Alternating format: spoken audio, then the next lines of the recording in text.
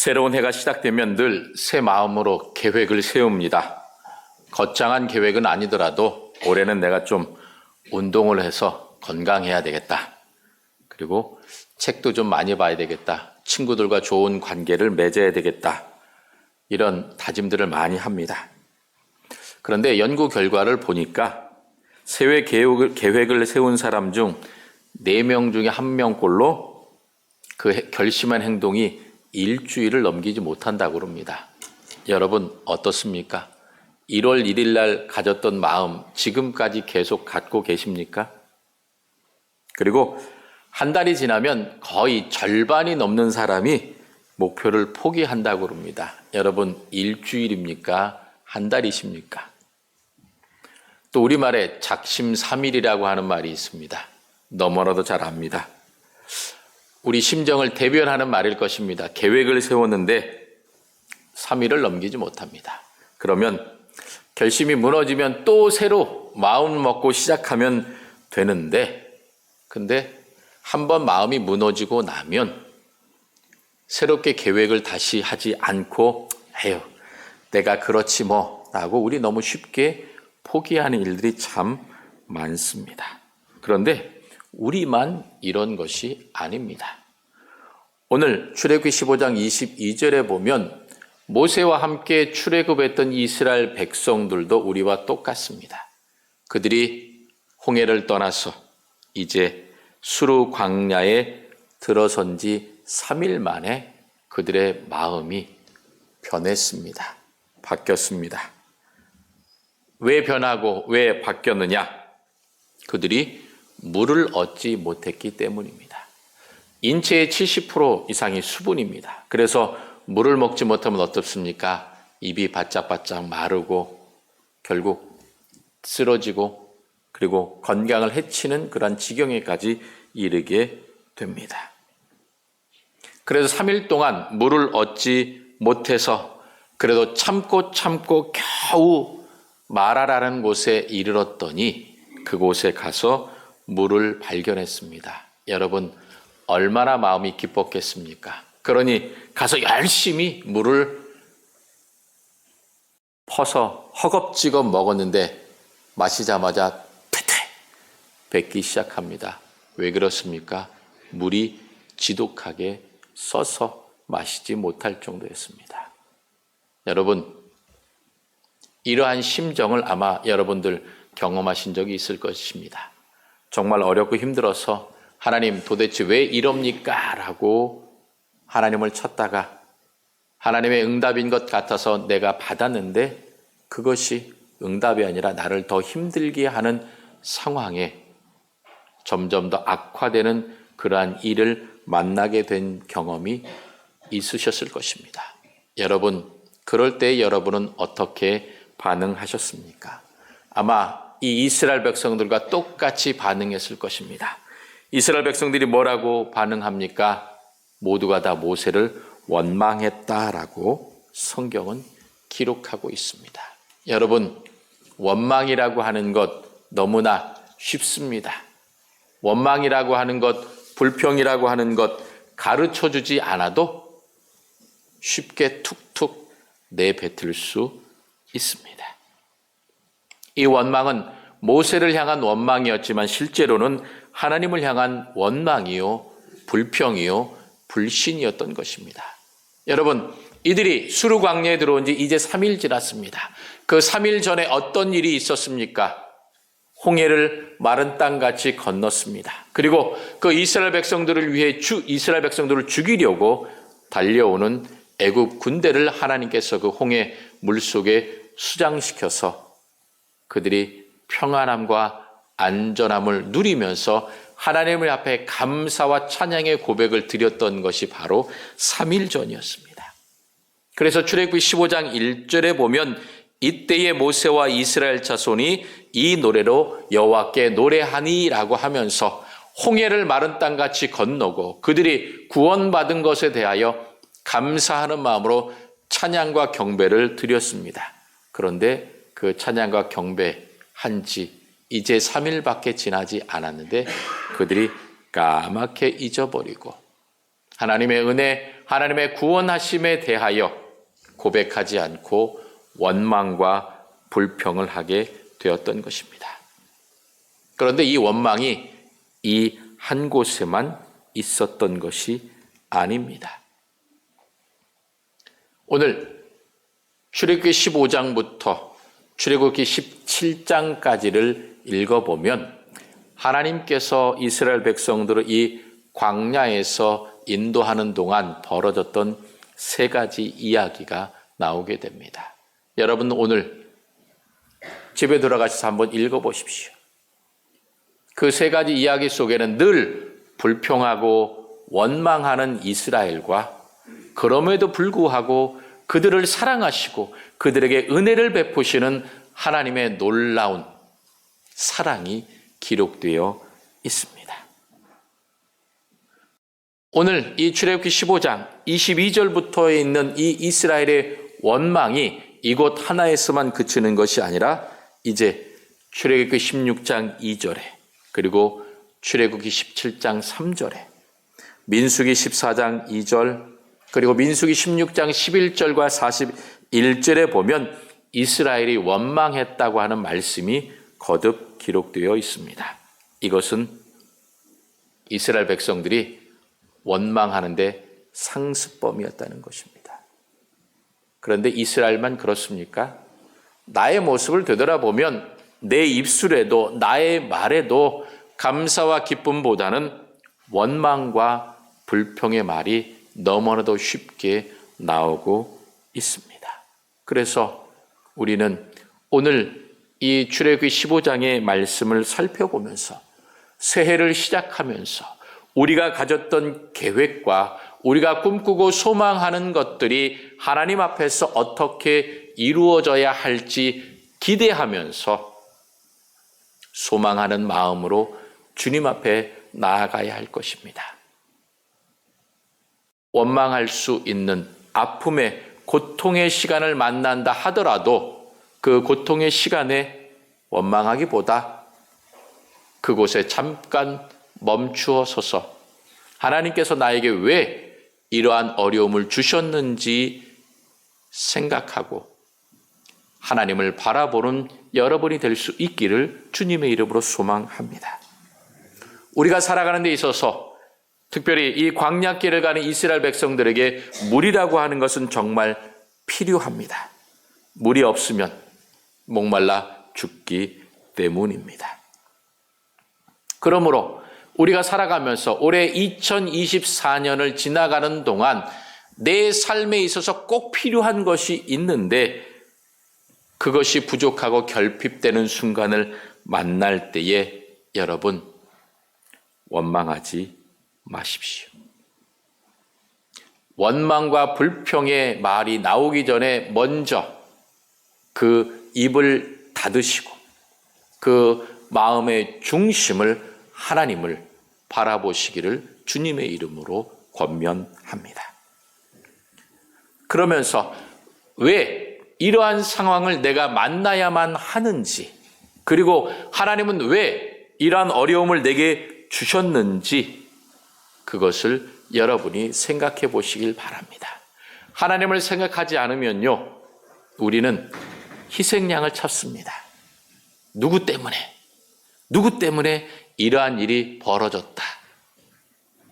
그래서 나는 아무 책임이 없고 누구 때문에 이렇게 됐다라고 해서 그에게 원망하며 불평하며 시기하는 일들이 너무나도 많습니다. 그러므로 우리는 어려움을 당하게 되면 희생양을 찾고 누군가에게 나의 그 분노와 나의 원망과 나의 화를 풀기 위해서 사람을 찾는 것이 아니라 여러분 하나님을 바라보시길 바랍니다. 이스라엘 백성들은 모세를 향해 원망했습니다. 하나님을 향해 원망했습니다. 기껏 여기까지 왔는데 목말라 죽겠는데 쓴 물을 먹게 하느냐 이럴 수 있느냐라고 원망했던 것입니다. 이스라엘은 모세를 원망했습니다. 하나님을 원망했습니다.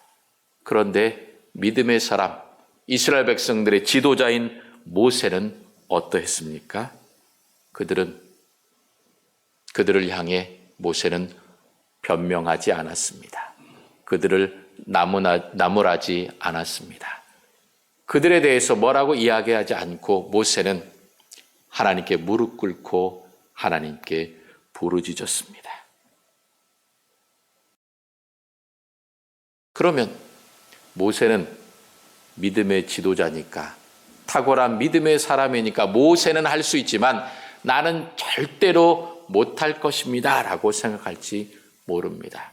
그러나 여러분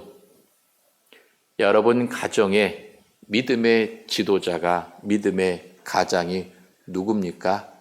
이 자리에 나와 예배하고 찬송하고 기도하고 있는 여러분이 여러분 가정의 믿음의 가장이요, 믿음의 지도자입니다.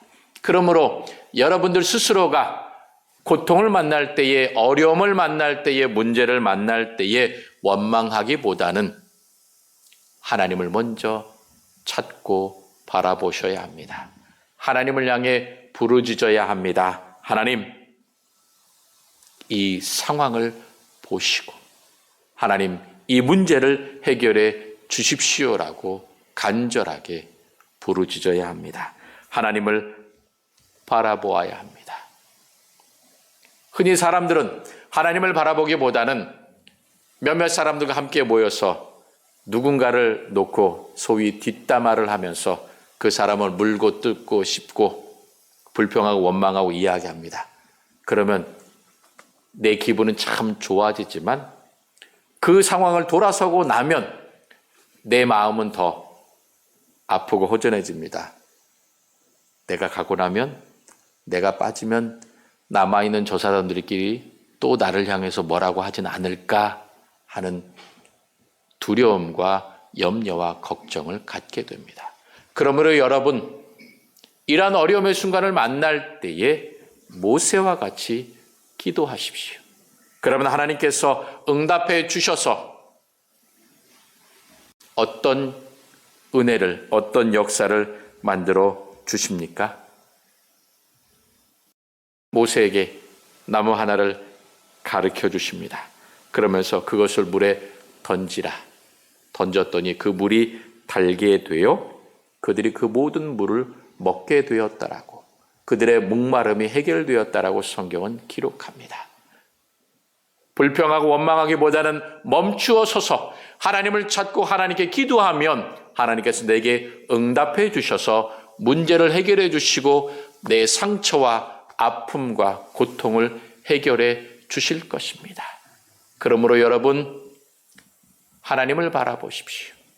세상으로 나아가는, 그리고 사람들을 향해서 내 입에 말이 나가고 싶은 모든 것들을 멈추시고 하나님을 향하여 부르짖으시길 바랍니다.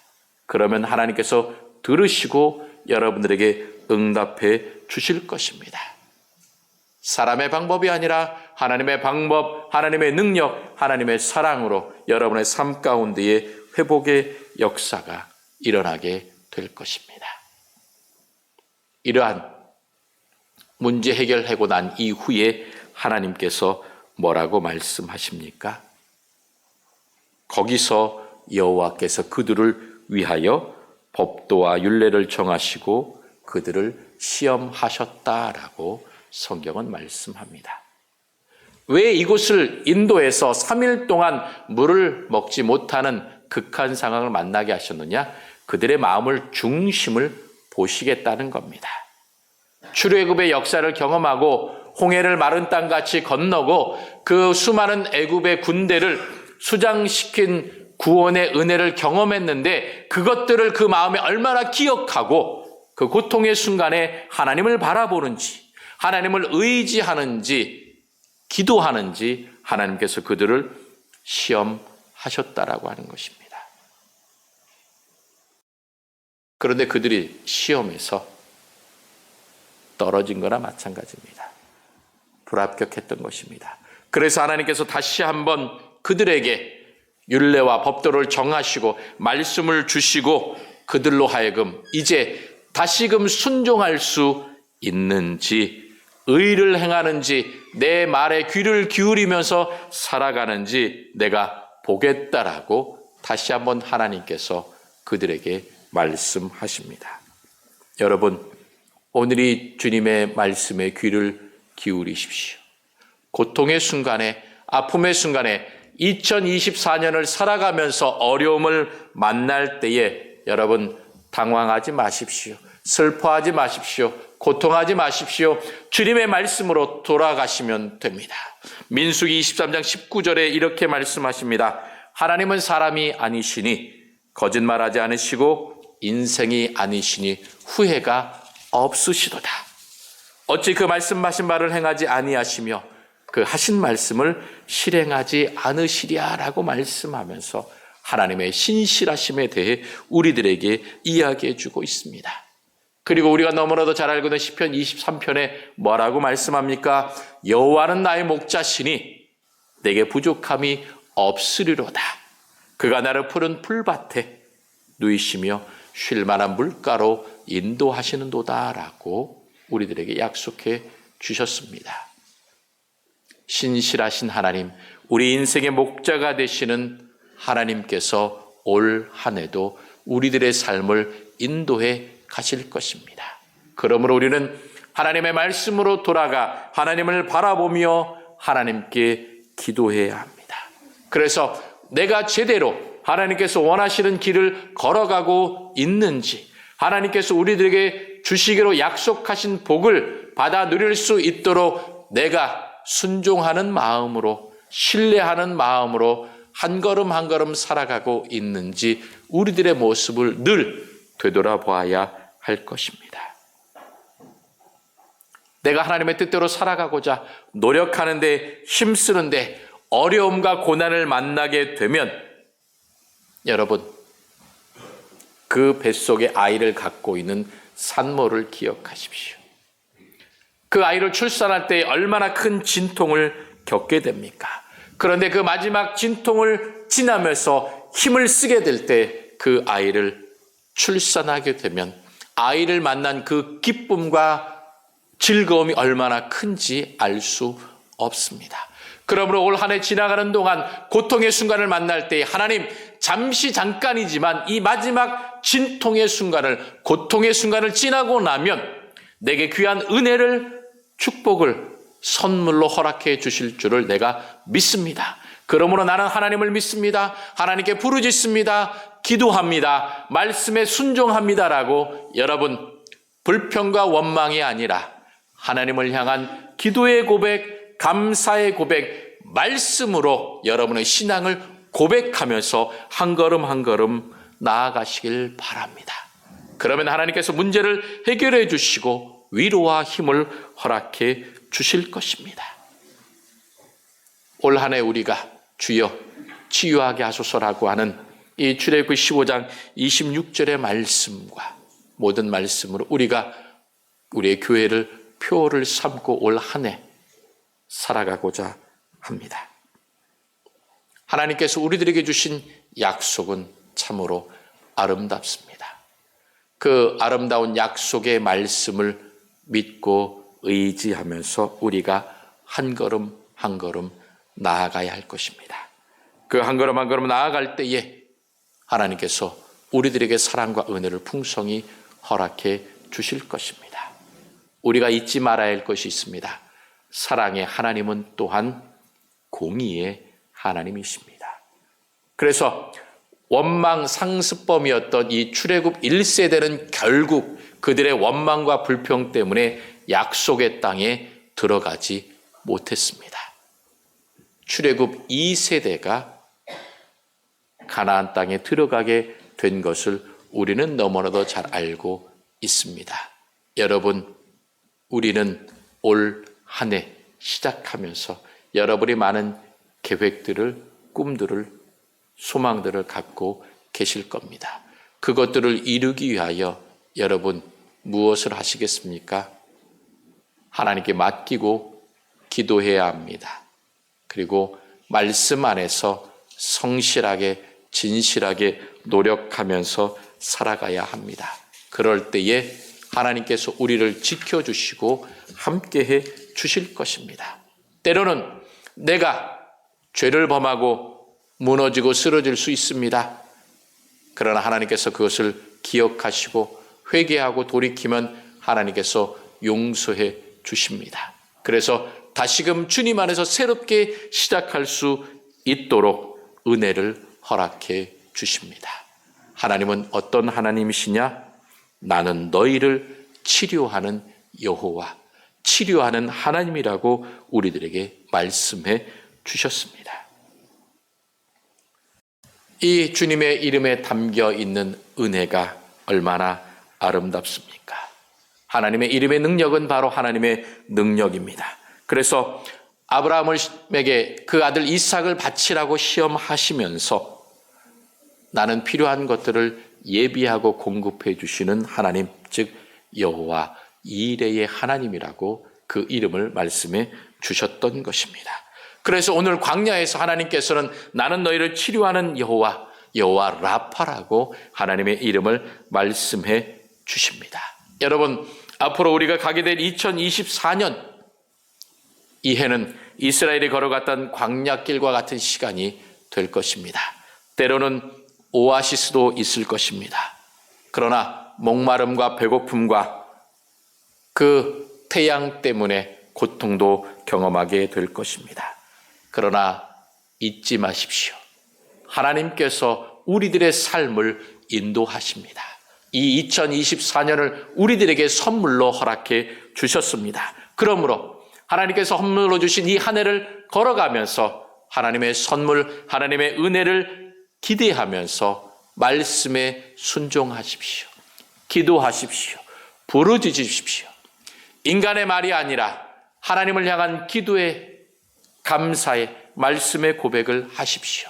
정말 어렵고 힘들 때에 내 생각과 말을 멈추고 모든 것들을 하나님만을 바라보십시오.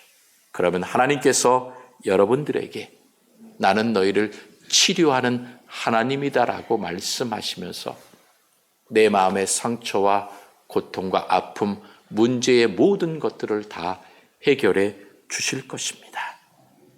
내가 힘들게 지고 갈 필요가 없습니다. 내가 해결하고자 노력할 필요가 없습니다. 하나님께 맡기고 기도하고 감사로 찬송으로 예배로 주님 앞에 나아가십시오. 그러면 하나님께서 때마다 일마다 주님의 평강으로 함께 하시고 위로해 주시고 회복해 주실 것입니다. 2024년 그 끝에서 하나님께서 사랑의 손길로 은혜의 손길로 나와 함께 하셨다라고 고백할 수 있는 우리들의 한 해가 되기를 주님의 이름으로 축복합니다. 그 길을 주님과 동행하면서 치료하시는 하나님의 손길을, 세밀하게 사랑하시는 하나님의 손길을 날마다 경험하며 기쁨으로 나아가는 우리 모든 파평의 성도들이 되시기를 주님의 이름으로 축원합니다.